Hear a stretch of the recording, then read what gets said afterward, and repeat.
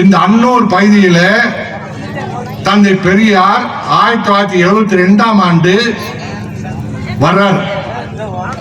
அப்ப எனக்கு வயசு 21. மாணவர் அமைப்பில், திராவிட மாணவர் அமைப்பில் நான் கோவை மாவட்ட செயலாளர்.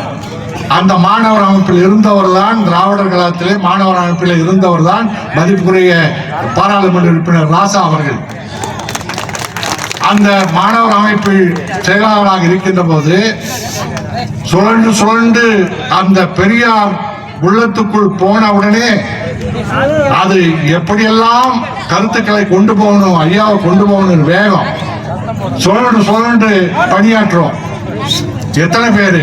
4 பேர் 5 பேர் ஐயாவை அன்னூருக்கு அழைக்கிறாங்க. அன்னூருக்கு அழைக்கிறோம். அப்போ திராவிட முன்னேற்ற கழகத்துல சாலிக்குன்னு பொறுப்பாளர் இருந்தார். பின்னாடி அவர் திராவிட அது ஐயா இங்க வர்றாருன்னு நாங்க கோவையிலிருந்து ஆரிச்சாமி நாங்கெல்லாம் ஒரு 7 பேர், மொத்தமே 7 பேர் தான். என்ன பண்றோம்? மக்கள் இடத்துல மூட நம்பிக்கை ஒழிக்கணும் அப்படின்னு தீச்சட்டி எடுத்துட்டு போலாம் ஐயாவுக்கு முன்னாடி அப்படின்னு சொல்லி இங்க வர்றோம். அன்னூர் எங்களுக்கு தெற்கையும் தெரியாது, வடக்கையும் தெரியாது. ஆனா வந்துட்டோம். வந்து 7 பேர் வந்து சந்தைக்கு போய் சட்டி வாங்கி, பத்தி கொட்டை வாங்கி, இது உமி வாங்கி அதை போட்டு ஒரு 7 சட்டியில வச்சுக்கிட்டு அன்னூர் எல்லையில, கோயம்புத்தூர் ரோட்ல எல்லையில நிக்கிறோம். ஐயா வண்டி அப்படியே தேர் மாதிரி வருது. பழைய வண்டி, ஐயா வண்டி பார்த்திருப்பீங்க. பெரியாருடைய வண்டி வரும்போது தூரத்தில் வர்றது தெரியுது. உடனே அதுல கரைசலை ஊற்றி பத்த வச்சு 7 சட்டி பிடிச்சிட்டோம். ஐயா அங்க வந்து நிக்கிறார் முன்னாடி. உடனே அதுக்கு ஐயா வண்டிக்கு முன்னாடி நாங்க முழக்கம் போட்டுக்கிட்டு நடக்கிறோம். அங்கிருந்து அன்னூரை சுத்தி வந்து கெஸ்ட் ஹவுஸ் முன்னாடி கூட்டம், அங்க வந்து நிக்கிறோம். நாங்க வந்தது ஐயா ரொம்ப சந்தோஷப்படுறார். அவர் சலிச்சுக்கல. நாங்க சுத்தி சுத்தி கூட்டிட்டு வர்றோம். கூட வர்றார் ஐயா முழக்கம் போட்டு. இங்க வந்து பார்த்தா ஐயா வேனுக்கு பின்னாடி ஒரு 200-300 பொதுமக்கள் வேடிக்கை பார்த்துட்டு வர்றாங்க கூட. அதுதான் வெற்றி.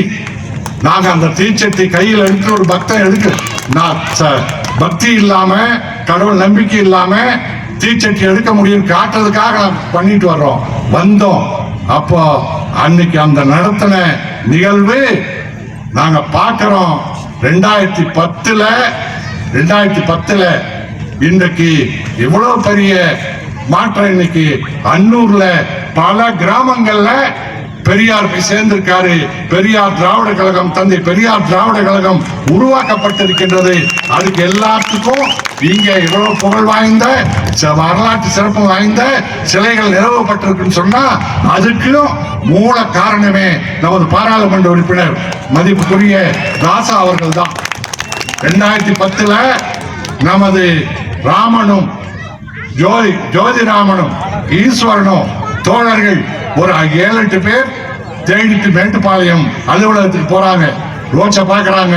அவர் அமைச்சர்கிட்ட அனுப்புறாரு. அமைச்சரை பாக்குறாங்க. இங்க இருக்கக்கூடிய பிரச்சனைகளை சொல்றாங்க.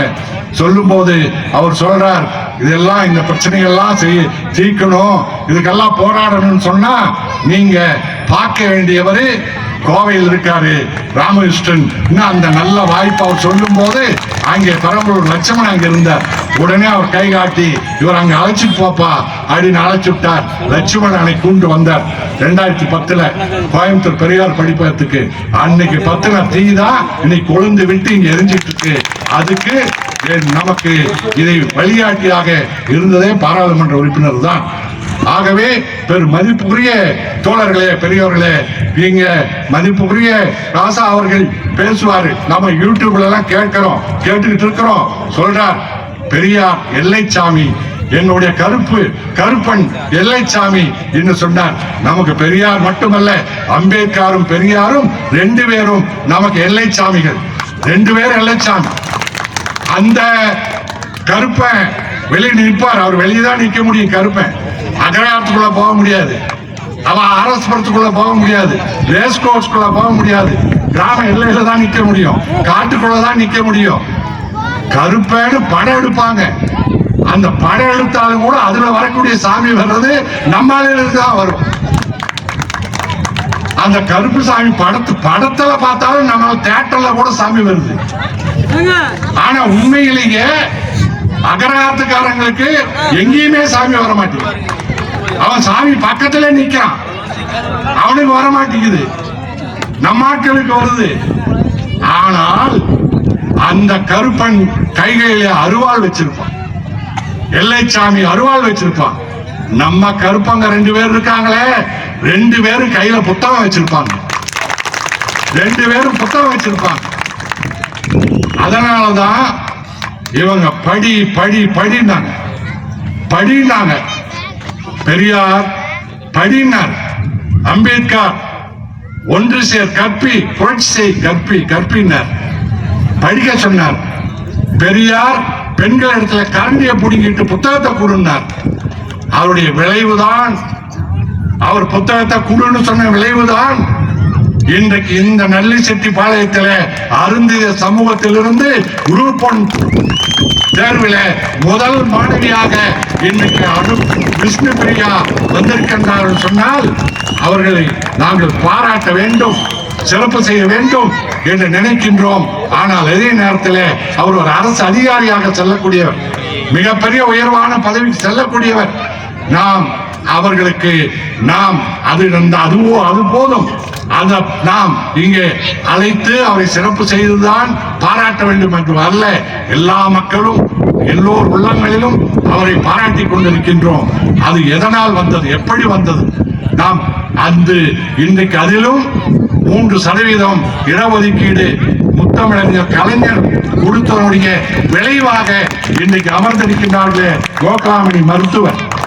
நல்வாய்ப்பாக தமிழ்நாட்டிலே முதல்வர், திராவிட மாடல் முதல்வர் ஸ்டாலின் முதல் கொண்டு கடைசி வரைக்கும் நூல் இலையில தப்ப விட்டோமே, அந்த நூல் இலையில் தப்பவிட்ட பதவியை அடைய வேண்டியவர் இன்றைக்கு வந்திருக்கின்ற கோகுலாமணி. அவர் அந்த 3% இடஒதுக்கீட்டில மருத்துவர் ஆனவர். அந்த மருத்துவர் ஆகின்றான் சொன்னால் இன்றைக்கு இந்த நல்லிசெட்டிப்பாளையத்தில் ஒரு அதே போல ஏராளமான பேர் வழக்கறிஞருக்கு படித்துக் கொண்டிருக்கின்றார்கள். நமது மதிப்புடைய பாராளுமன்ற உறுப்பினருடைய உதவியால நிறைய பேர் இங்க வழக்கறிஞர்களாக படித்துக் கொண்டிருக்கின்றார்கள். நாம் பெருமைப்படுகின்றோம். நாம் பெரியார் பெருமைப்பட்டார், நாம் பெருமைப்படுகின்றோம். வெறும் அருந்ததியர்கள் வந்திருக்கின்ற அருந்திய சமூகத்திலிருந்து வந்திருக்கின்றார்கள் என்பதற்காக மட்டுமல்ல. 1973ஆம் ஆண்டு இங்கு அமர்ந்திருக்கின்றாரே புரட்சி தமிழன் சத்யராஜ், அவருடைய தங்கை சந்திரலேகா தமிழ்நாட்டிலேயே இன்றைக்கு சிறப்பான மருத்துவராக இன்றைக்கு விளங்கிக் கொண்டிருக்கக்கூடிய ஐஸ்வர்யா மருத்துவமனைகள் இருக்கின்றன. அந்த மருத்துவமனையுடைய தலைமை மருத்துவர் நமது மதிப்புக்குரிய சத்யராவுடைய தங்கை.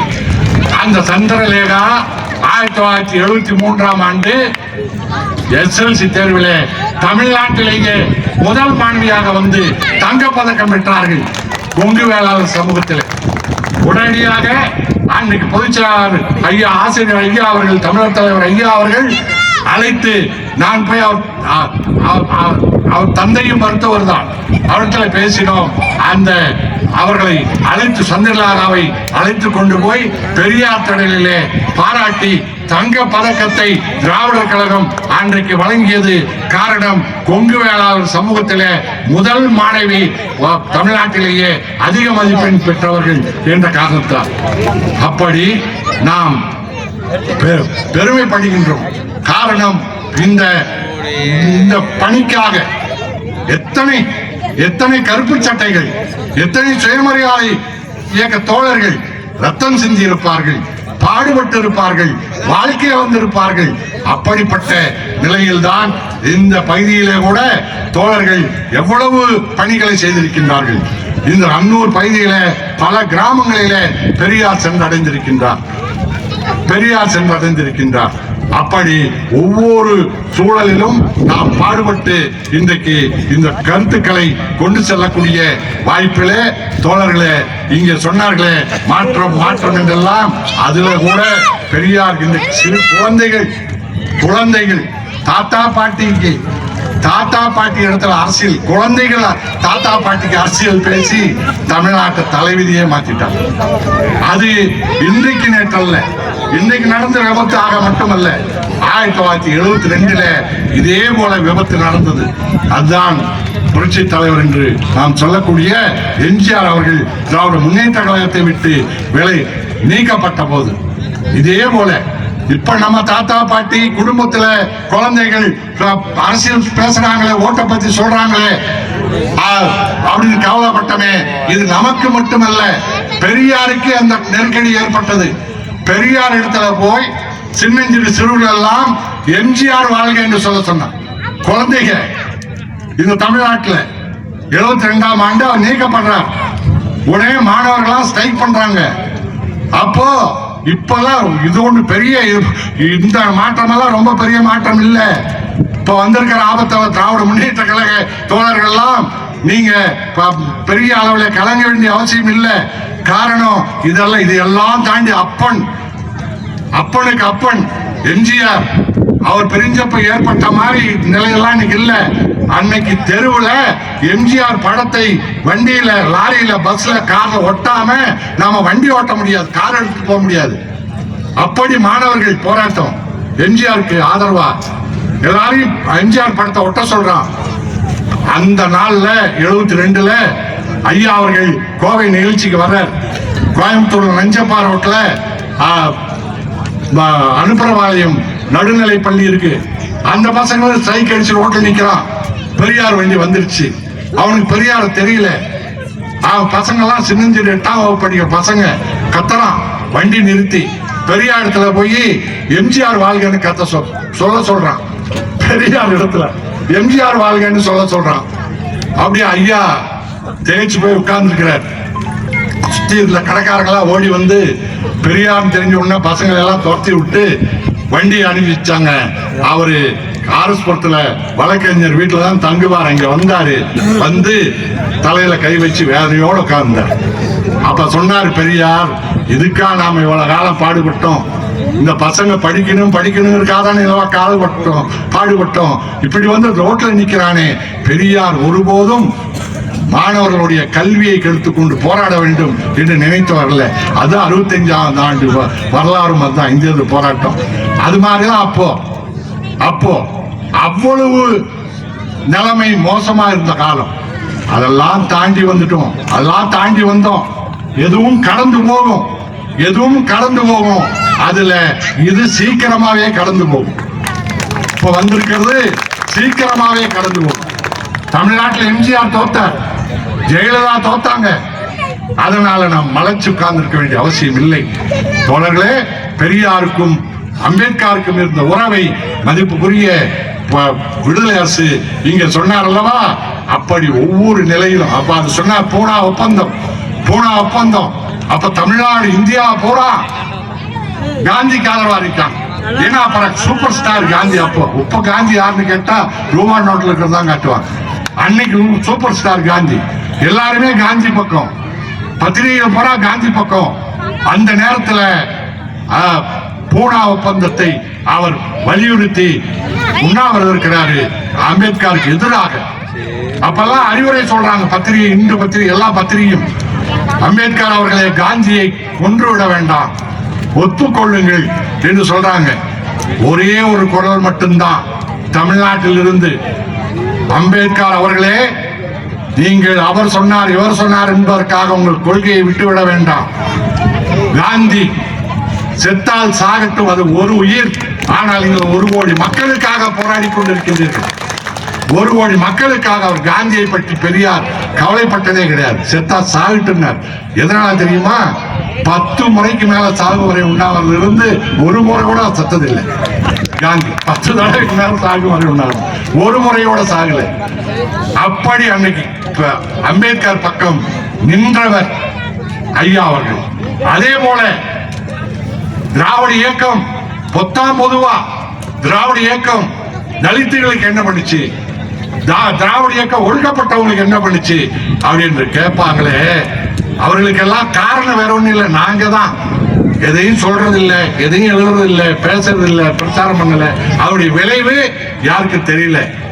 பெரியார் எப்படி பாடுபட்டார்னு சொன்னார்ல, அதே மாதிரி ஒரு கிராமத்துக்கு பெரியார் காங்கிரஸ் கட்சியில் இருக்கும் போதே ஒரு கிணறு திறக்கிறதுக்காக கூப்பிடுறாங்க. ஒரு கிணறு, அந்த கிணறு திறக்கிறது கூப்பிடுறாங்க. போயிட்டு அங்க போய் கேட்கிறாரு. ஒரு அதுவும் ஒடுக்கப்பட்ட தலித் பகுதியில, சேரி பகுதியில அந்த கிணறு இருக்கு.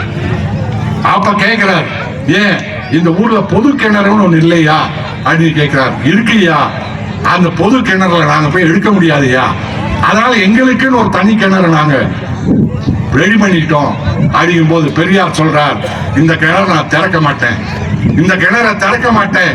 நீங்க தண்ணி குடிச்சா போய் பொது கிணத்துல குடிங்க, தனியா ஒரு கிணற வெட்டி அங்க குடிக்கிறத விட நீங்க சாகிறதே மேலே, தண்ணி இல்லாம சாகுங்க, அதுக்காக தனி கிணறு வைப்பதை அனுமதிக்கு நான் ஒப்புக்கொள்ள மாட்டேன்னு ஐயா திரும்பி போறேன். அந்த அளவுக்கு பெரியாருடைய அவர் பெருசா சொல்லிக்கிட்டு இல்ல, மனர் செஞ்சுக்கிட்டே இருந்தார், பாடுபட்டுக்கிட்டே இருந்தார். அதே மாதிரி முத்தமிழறிஞர் கலைஞர் ஆட்சியில ஒரு நிகழ்ச்சியில ஐயா அவர்கள் கேட்கிறாரு, எனக்கு ஒரே ஒரு குறை அப்படின்னு முதலமைச்சரை பார்த்து சொல்றாரு. முதலமைச்சர் கேட்கிறாரு, என்னையா குறை அப்படின்னு. அப்ப சொல்றாரு, இன்னைக்கு உயர் நீதிமன்றத்துல எல்லா சாதியும் நீதிபதிகள் இருக்காங்க, ஒரு தலித் இல்லையே. 73ல சுதந்திரம் கிடைச்சு 23 வருஷத்துல சென்னை உயர் நீதிமன்றத்துல ஒரு தலித் உயர் நீதிமன்ற நீதிபதி இல்லையே அப்படின்னு சொல்றார்.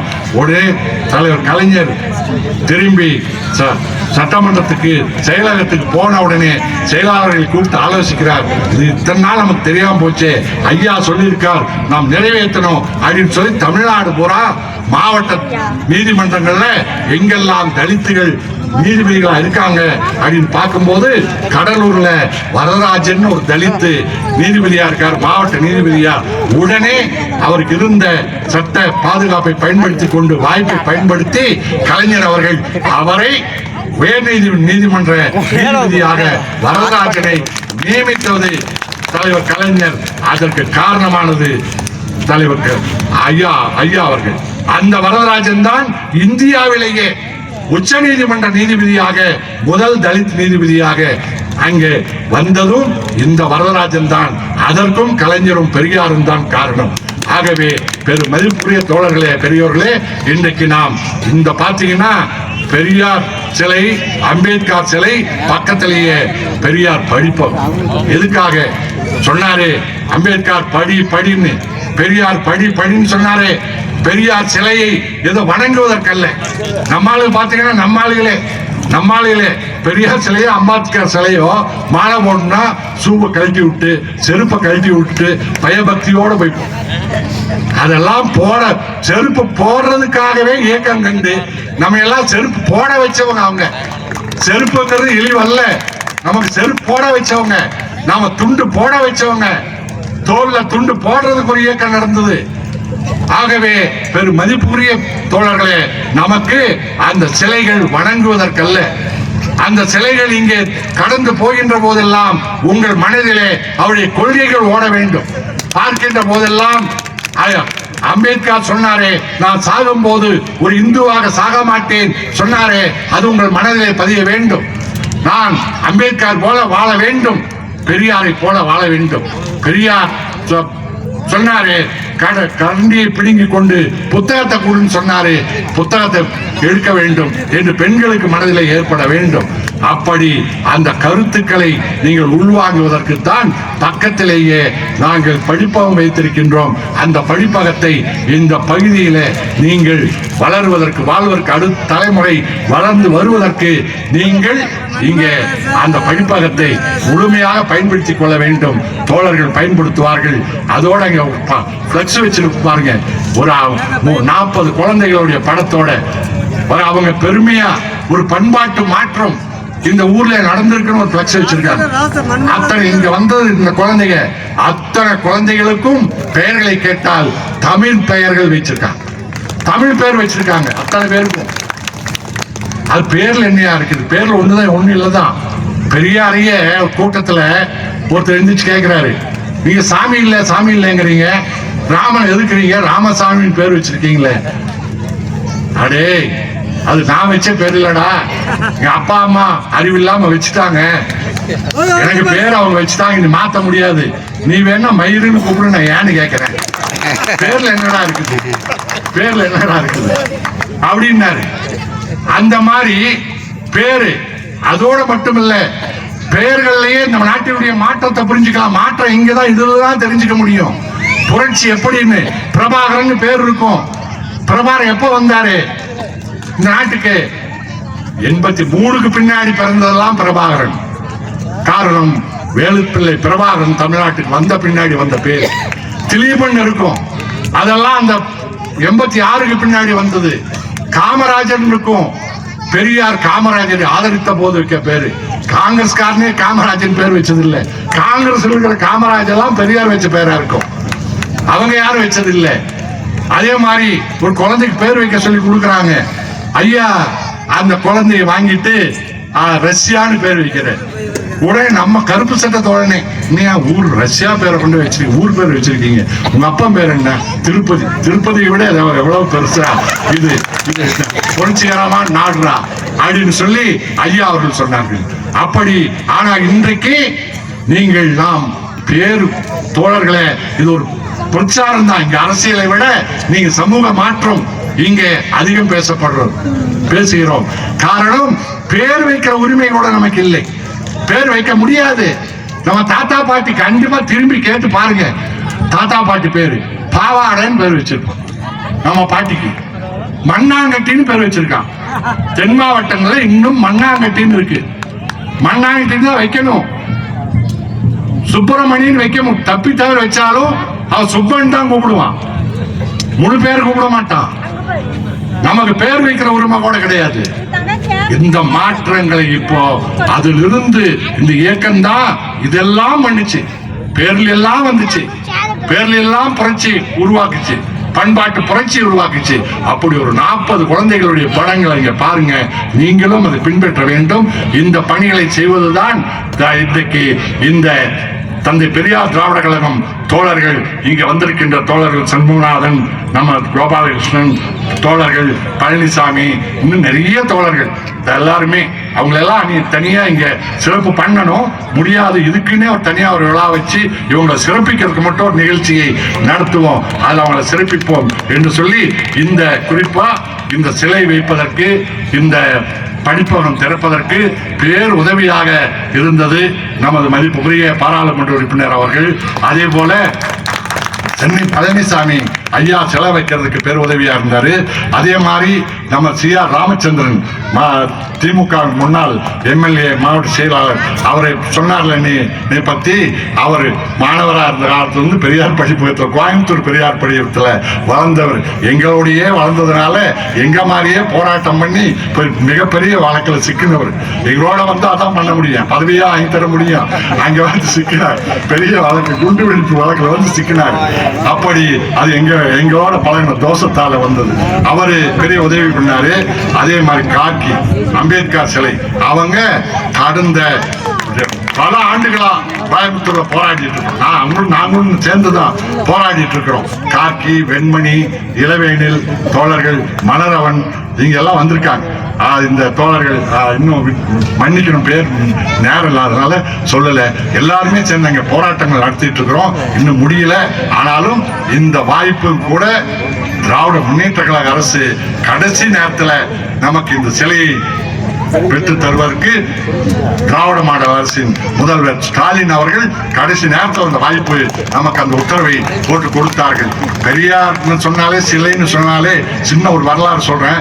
கோயம்புத்தூர் ஒரு சிலை வச்சிருக்கோம்.